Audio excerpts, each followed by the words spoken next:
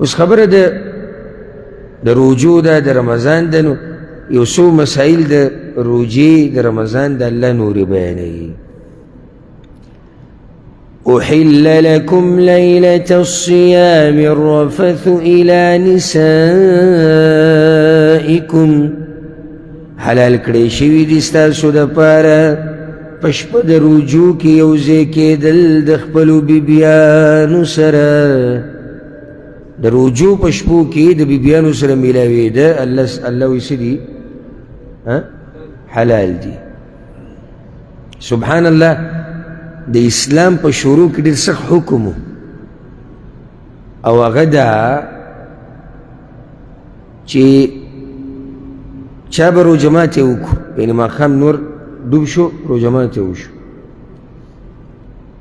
د دې نه وروسته که څوک اوده شو نو په ده باندې بیا خوراک څښاک او د ښځې سره کوروالی دا څه شو؟ دا بند شو تو سبا روژه ماتې پورې. نو پای کې یو مشهوره واقعه چې هغه د ډېرو محدثینو راوړې ده، د قیس ابن صرمه الانصاري رضی الله عنه واقعه ده. ځکه علما دې په شان نزول کې ذکر کوي هغه ده چې دا یو غریب سړی و، پټي ته به تو راتو. نو یو ورځ د پټي نه راغی، ډېر ستړی و، کور ته راغی او ښځې ته یې وی چې خوراک راله راواله، وږی شوی روجې وه. نو دغه د روژه ماتې ټیم دی او بس دی راغی او بس وی راله. نو ښځه غریبه ګرځېده چې دا خوراک ور وګوري نو په دومره کې دی اوده شوی. هلته چې اوده شوې نو بس په ده باندې خوراک بیا بند شو، ښځې سره نزدېکت هم بند شو. نو سبا بیا روژه وه هغه شان، نو بیا بېهوشه شو. په دویمه ورځ بیا بېهوشي راله، نو الله دا آیت نازل کړو.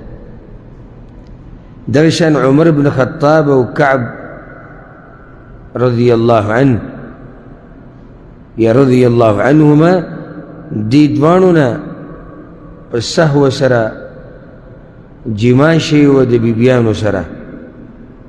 نو ډېر پرې خفه و. د شپې د ښځو سره کوروالی د اسلام په اوله کې په روژه کې د نه وه، اوله کې چې کله دا روژه پره شو نو د دوی نه جما شوې وه. نو په هغې ډېر زیات خفه و، رالو د پیغمبر صلی الله علیه وسلم خواله چې یا رسول الله کار رانه شوی دی، د روجو په شپو کې زموږ نه د بیبیانو سره کوروالی شوی دی.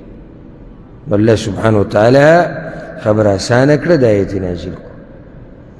څه مهربانه رب دی.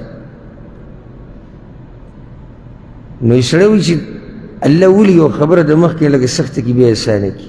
د دې دپاره چې تا ته هغه خپل نعمت راښکاره کړي او خپل رحمت او شفقت راښکاره کوي، او دا درته راښکاره کوي چې ګوره زه په هر څه باندې قادر یم، او دا درته راښکاره کوي چې زما نه ګوره څوک تپوس نشي کولی چې څه کوم هغه کومه. نو الله وایي جایز دي، حلال کړی شوي دي ستاسو دپاره په شپه د روجو کې یو ځای کېدل د خپلو بیبیانو سره. نو نور چې ډوب شي او د سحر د راختو پورې جایز دي چې یو سړی د خپلې بیبي سره کوروالی کوي.